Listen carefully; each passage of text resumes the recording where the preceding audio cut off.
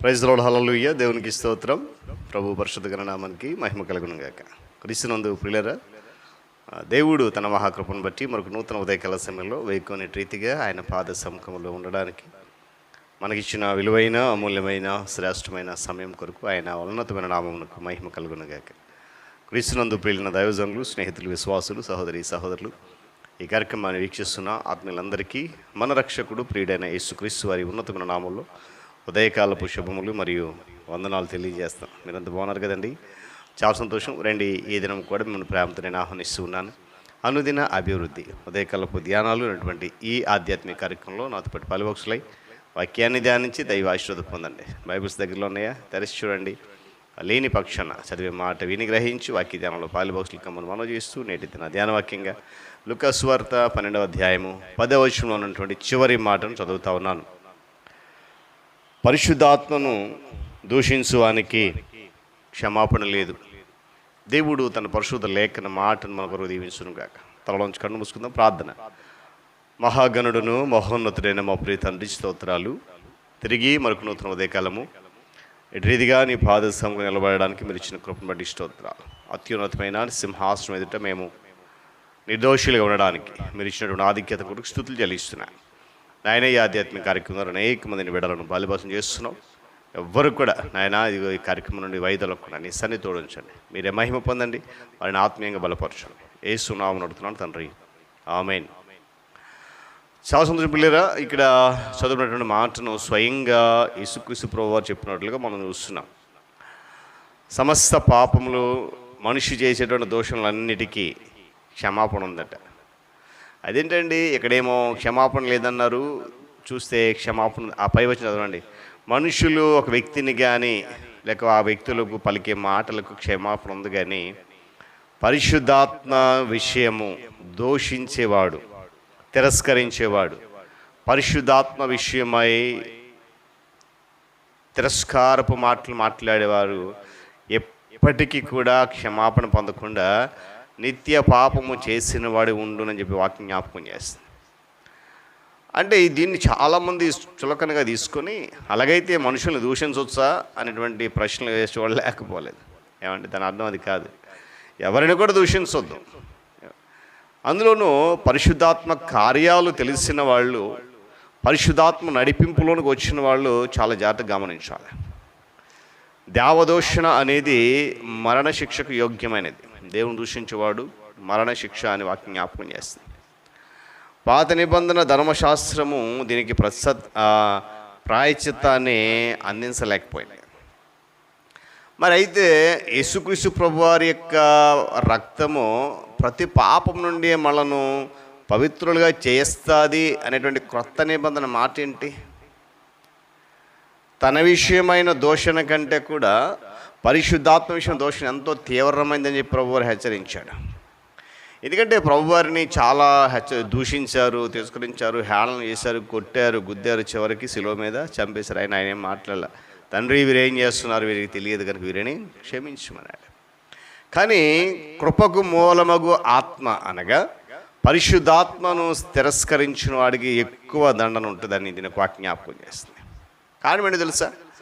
పరిశుద్ధాత్మ మాత్రమే మనను పాపం విషయమై ఒప్పింపజేసి పశ్చాత్తాపములకు నడిపిస్తుంది. హల్లెలూయా. పరిశుద్ధాత్మ సహాయము లేకుండా ఎవ్వరు కూడా క్రీస్తు వారిని ప్రభు అని పిలవలేడంట.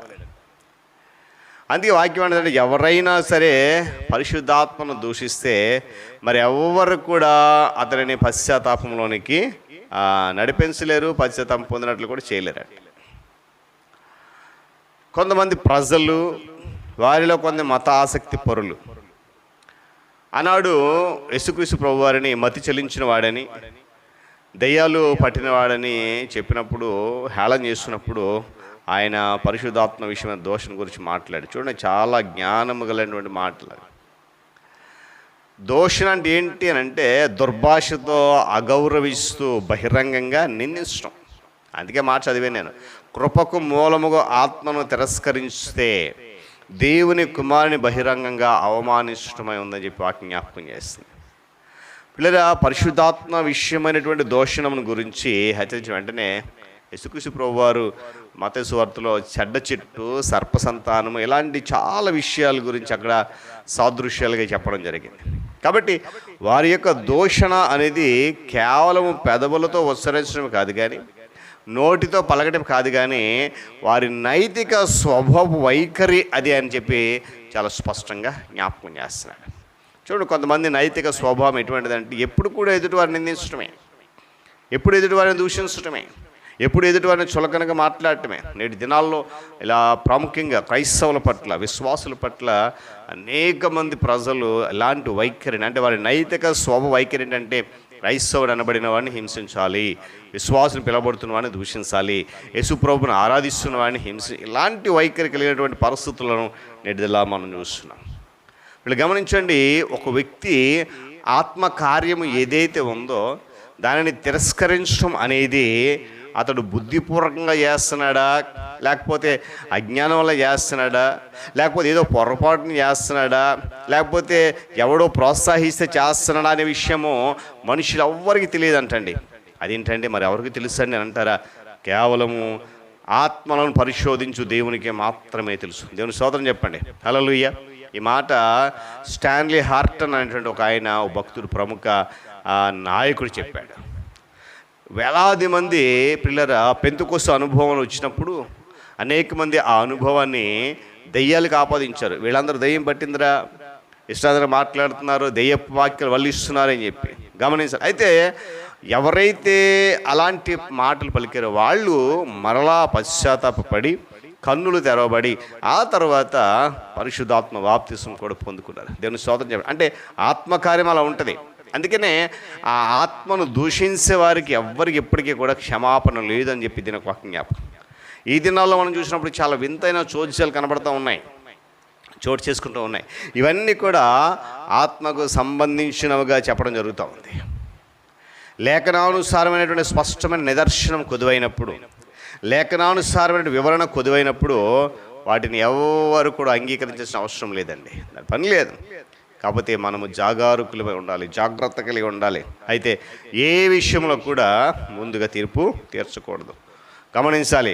ఏమండి, అందుకే యేసుక్రీస్తు ప్రభువు ఒక వ్యక్తిని బాగు చేసినప్పుడు గురుడివాడిని అంటాడు. ఒకప్పుడు నేను గురుడివాడిని అన్నాను, ఇప్పుడు నేను చూస్తున్నాను. ఈరోజు మనం అందరం కూడా విడిపించబడి కన్నులు తెరవబడిన వారమే ఉన్నాం. కనుక చూస్తున్న మనము ఏది మంచిది ఏది చెడుది అనేటువంటి విషయాన్ని గ్రహించగలగాలి.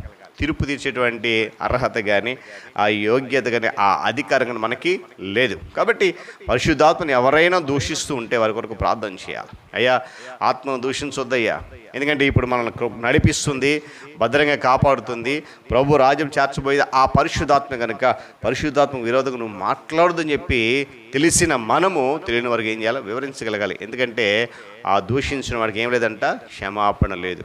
దేవుడి మాటలు మన కొరకు దీవించును కాక. తలలోంచి కన్ను మూసుకోండి, ప్రార్థన. సర్వాధికారి సర్వోన్నతుడానికి స్తోత్రాలు.